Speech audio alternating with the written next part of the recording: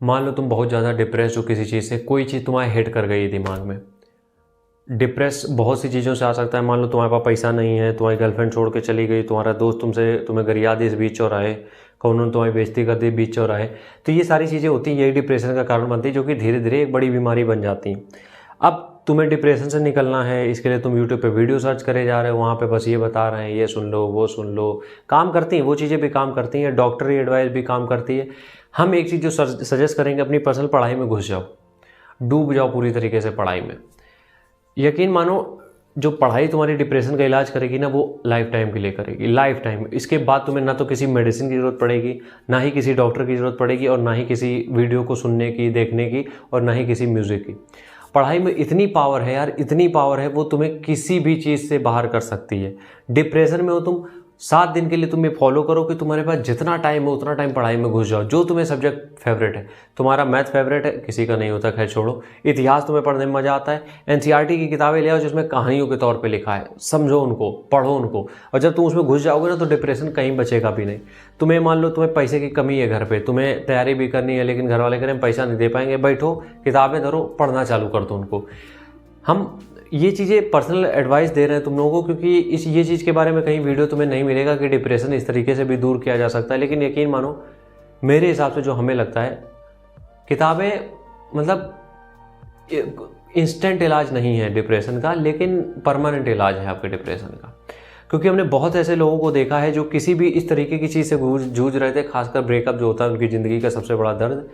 जब भी उन सब चीज़ों से जूझ रहे थे, तो उन्होंने एक ही काम किया, किताबों का सहारा लिया, और किताब ने उनका पूरा सपोर्ट किया।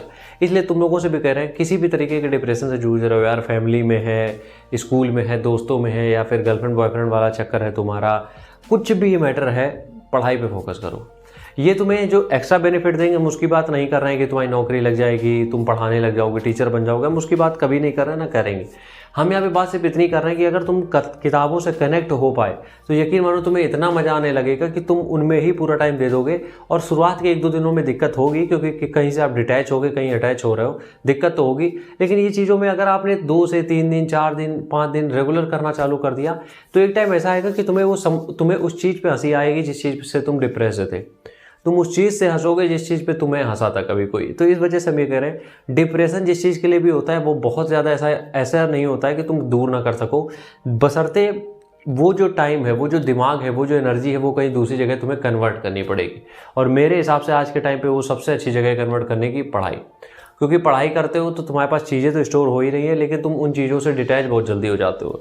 अब दिक्कत ये है कि अगर सोशल मीडिया का सहारा ले लिया डिप्रेशन से दूर जाने का, तो वो तुम्हें अरिजीत सिंह के गाने सुनाएगा, इंस्टाग्राम में दर्द भरे आशिक, भरे पड़े हैं आशिक इंस्टाग्राम में, तो ठीक है, तो वो तुम्हें उसमें डाल मारेगा, तो तुम क्या करोगे, तुम उसी में घुसे रहोगे।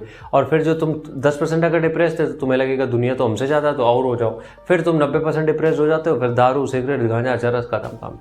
इसलिए हम बोल रहे हैं यार, सोशल मीडिया का सहारा डिप्रेशन के लिए दूर करने के लिए तो खैर मत लो। सोशल मीडिया का सहारा सिर्फ कुछ चीज़ों के लिए लो, उसके बारे में बात कर चुके हैं। इसलिए हम ये बोल रहे हैं कि अगर डिप्रेशन है तो निकलना है इससे, पढ़ाई को समझो और पढ़ाई में डूबो। यकीन मानो, तुम परमानेंट इलाज तुम्हें मिल जाएगा डिप्रेशन का। इसके बाद तुम्हें कभी डिप्रेस फील नहीं करोगे लाइफ टाइम, ये मेरा वादा है तुमसे। और ये हम कोई भी चीज़ जो बताते हैं, हम कहीं पर भी लिखी पढ़ी हुई चीज़ नहीं बताते, हम खुद की चीज़ें बताते हैं। इसलिए बोल रहे हैं, पढ़ाई करो, डिप्रेशन कहीं कुछ नहीं रहेगा। राम राम।